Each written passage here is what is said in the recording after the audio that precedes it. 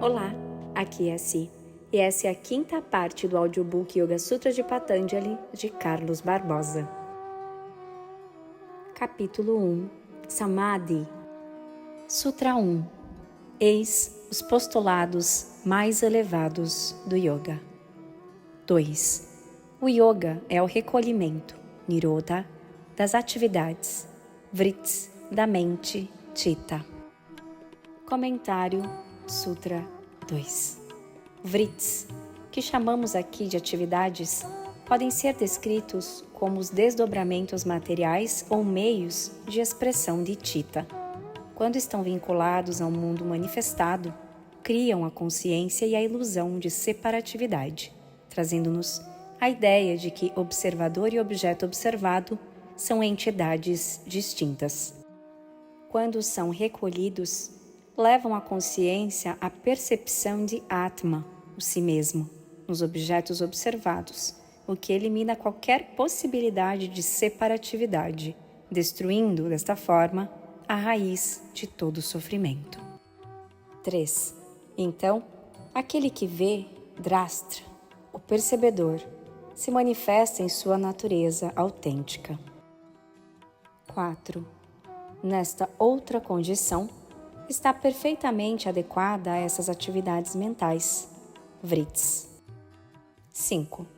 As atividades mentais formam um conjunto de 5, tanto na condição perturbada quanto na não perturbada. Veja o Sutra 3 do capítulo 2, que trata das perturbações, kleshas. 6. As atividades da mente, Chitta, são chamadas evidência, Pramana, inventividade, Viparyaya, imaginação, Vikalpa, sono, Nidra e memória, Smriti. 7.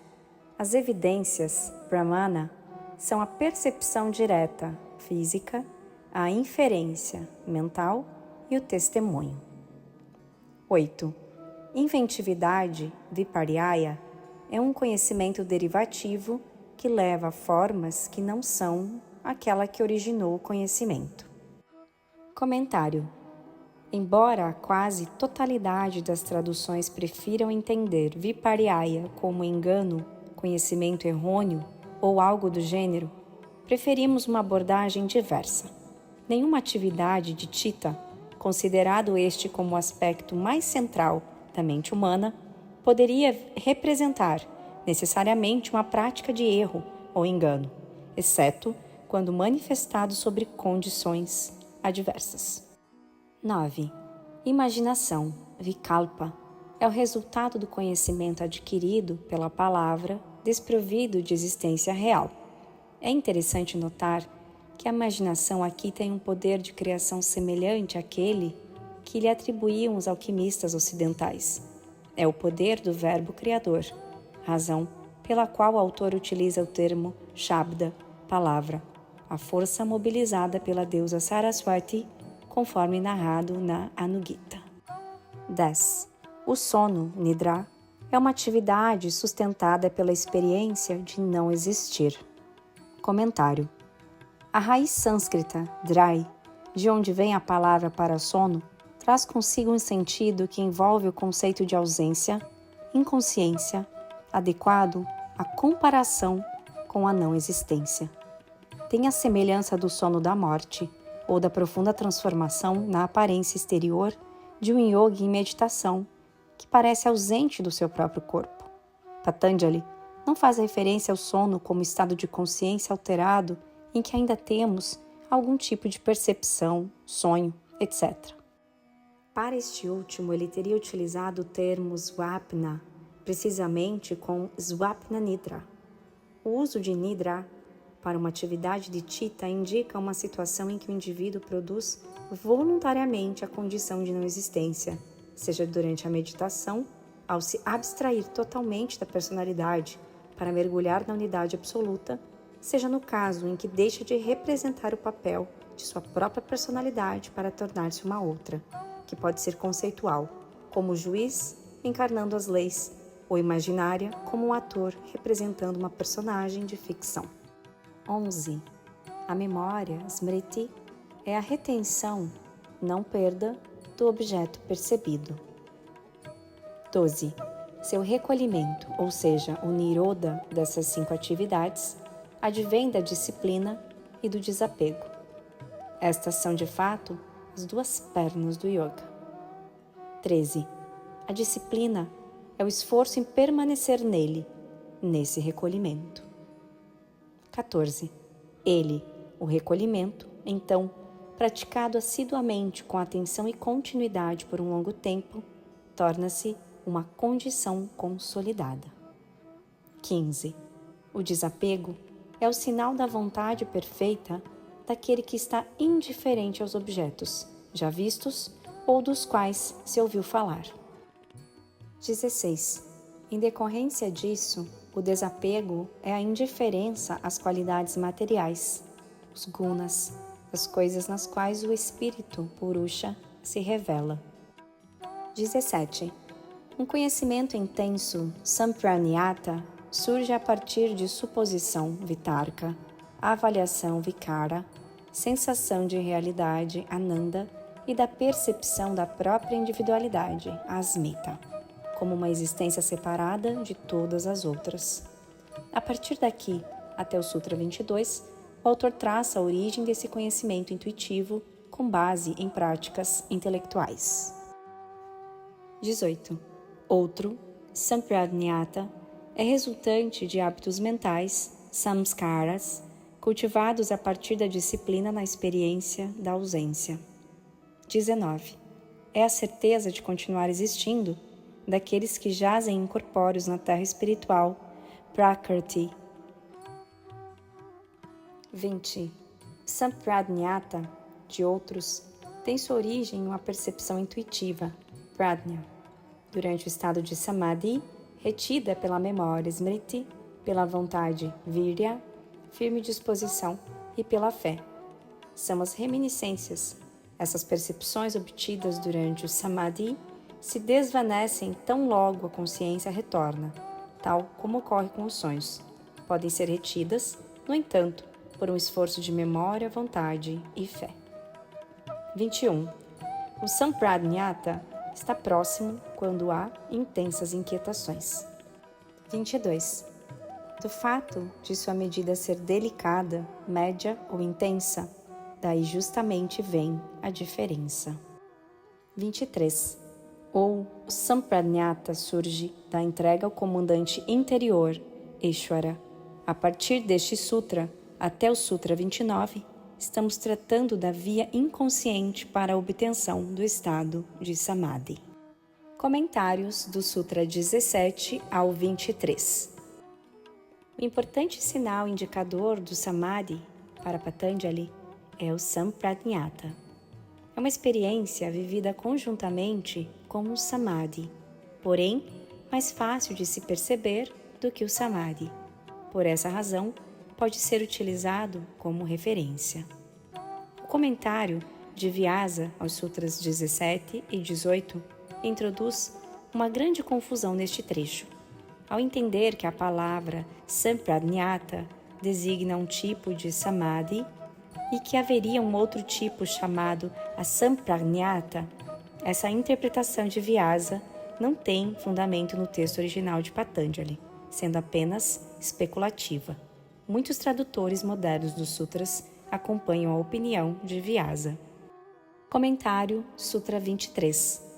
A presença do termo Ishvara nos sutras faz muita gente acreditar que o yoga seja uma doutrina teísta.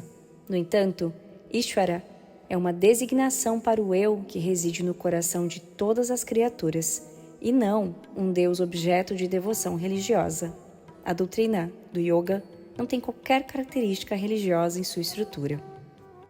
24. O Ishvara é um aspecto do Purusha e, portanto, não é afetado pelos repositórios dos resultados das ações. Os efeitos de nossos atos são armazenados em nosso organismo psíquico e afetam seu funcionamento. Ishvara, porém, é de natureza espiritual, Purusha, e não está sujeito às suas influências. 25. Ali, repousando, quase imperceptível está a semente de todo conhecimento vivencial. 26. Ele é também este guru dos antigos por não estar interrompida, cortada a linha no tempo. 27. O pranava, a sílaba mística Om, é a sua expressão. 28. Sua recitação faz surgir o seu sentido, significação. 29. Disso vem a introversão da inteligência e a dissolução dos obstáculos. As perturbações, quando a mente gravita em direção a Chitta em atitude de recolhimento, desaparecem. Da mesma forma, aqui, buscamos elevar nossa inteligência para uma esfera mais sutil de atuação, buscando o Ishvara como referencial. Por essa razão, os obstáculos se dissolvem. 30. Os obstáculos antarayas, limitadores, são aqueles 9 dispersadores da mente Chitta: doença, apatia, dúvida, torpor, inatividade, desinteresse, divagação, realização imprópria e instabilidade. Com esses dispersadores, há desconforto, desespero, agitação dos membros, inspiração e expiração. Comentário: inspiração e expiração, conforme aparecem nesse sutra, representam a respiração ofegante, mas também as duas fases de movimento da respiração, consideradas inferiores às duas fases de repouso que há entre elas. 32. Para evitá-los, o exercício do princípio Tattva único. Esse Tattva é o Atma, que aponta diretamente para o Ishvara. 33. O assentamento ou tranquilização da mente advém da demonstração de amizade, quando o assunto é conforto, de compaixão, quando o assunto é sofrimento, de alegria, quando o assunto é virtude, e de indiferença, quando o assunto é maldade. A vitória sobre os obstáculos conduz ao assentamento, Prasadanam, de Chitta, que é uma condição indispensável para o Samadhi. 34. Ou, então se demonstra pela expulsão e pela retenção do prana. Comentário: prana é sinônimo de atividade. Expulsar o prana é o mesmo que buscar um estado de repouso. Controlar o prana é a capacidade de controlar as forças do comportamento para que obedeçam à vocação interior. O prana é movimento, na mente como no corpo. Esse movimento se traduz como ação, expressa na linguagem pelos verbos. Há ações boas e ações ruins, o que é coerente com nossa natureza e o que não condiz com nossa natureza. É preciso reter dentro de nós as ações benignas e expulsar de nossa mente e, portanto, de nosso corpo as ações ruins. Nisso consiste o assunto deste sutra. Só a mente assentada é capaz de fazer isso. A mente inquieta é arrastada pelo movimento do prana. Entretanto, quem controla a mente controla o prana e, com ele, suas ações. 35. Ou é a tendência à objetividade que surge vinculada à estabilidade da mente. A mente se fixa no que é verdadeiro, sem se deixar arrastar pela interferência de estímulos físicos ou mentais externos que alterem sua percepção dos fatos. 36. Ou é a luminosa ausência de tristeza. A tristeza é a inconformidade de nossa mente com os fatos. Assentada, ela se ilumina e não mais entristece. 37. Ou é o assentamento da mente, como Chitta, quando o assunto é o apego aos desejos. Comentário: aqui temos uma construção gramatical em que surge um falso neutro no acusativo Visayam. Esse acusativo tem função adverbial referindo-se ao modo de ser de Chitta, tendo por termo de comparação o apego aos desejos.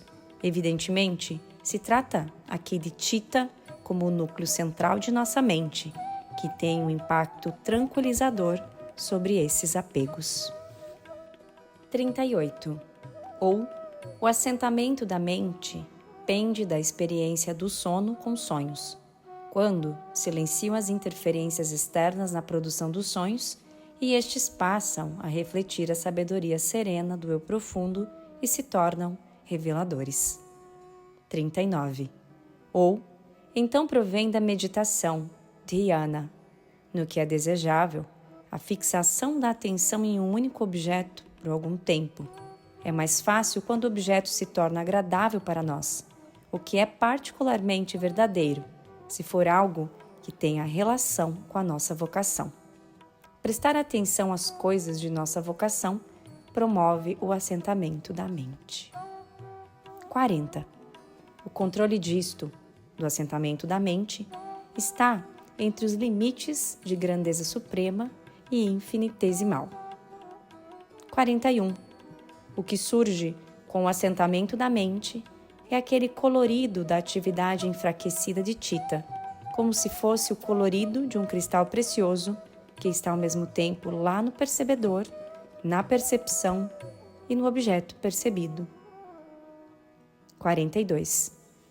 O que surge, também, está acompanhado da razão, savitarka, combinada com palavras, significados, conhecimentos e imaginação.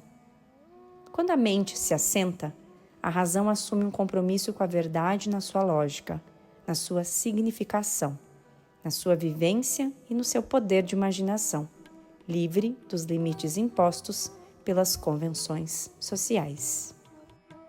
43. Na purificação da memória, o que surge junto é despojado de razão, nirvitarka, tal qual, dentro dos limites da significação, ficar qual se estivesse desprovido de sua natureza autêntica. Purificar a memória é necessário para que o sentido de tudo aquilo que ela guarda esteja livre de falsidades e para que ela seja uma simples expressão da verdade. Sa-nir, vitarka, pensamento lógico baseado nos objetos e nas palavras. Sa-nir, vikara, pensamento com que se elabora conceitos abstratos ou julgamentos de valor e mérito, sem a necessidade de referência a objetos materiais.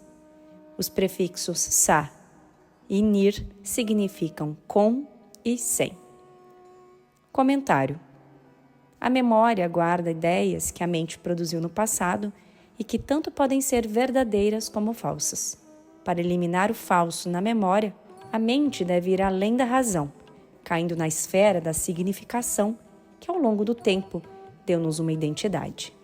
Rejeitar e reconstruir essa identidade como se estivéssemos abandonando nossa natureza autêntica é parte do processo de purificação da memória. 44. Dessa maneira se explica também, numa esfera sutil, o que surge junto com a reflexão savikara e com o despojado de reflexão nirvikara. Assim como o abandono dos argumentos torna a mente mais objetiva e a memória mais perfeita, o abandono dos juízos de valor faz a mente aproximar-se ainda mais de uma condição espiritual em que ela se recolhe ao coração. 45. O conceito de esfera sutil é o que vai até o que não tem sinais distintivos, isto é, o pensar se torna tão sutil que fica imperceptível e indistinto. 46. Estes resultados do assentamento da mente são exatamente o samadhi com semente. Comentário. O samadhi é descrito entre os sutras 41 e 46 como algo que se cultiva a partir de uma semente, desde a esfera objetiva grosseira até a esfera subjetiva sutil. Encontramos uma abordagem similar na Mandukya Upanishad, que mostra 3 eus combinados dentro de uma alma, desde o grosseiro até o mais sutil. Um deles tem consciência no corpo, outro tem consciência na mente e o terceiro no coração. Este último expressa a sabedoria intuitiva, Prajna. Os 3 integrados são a essência do si mesmo.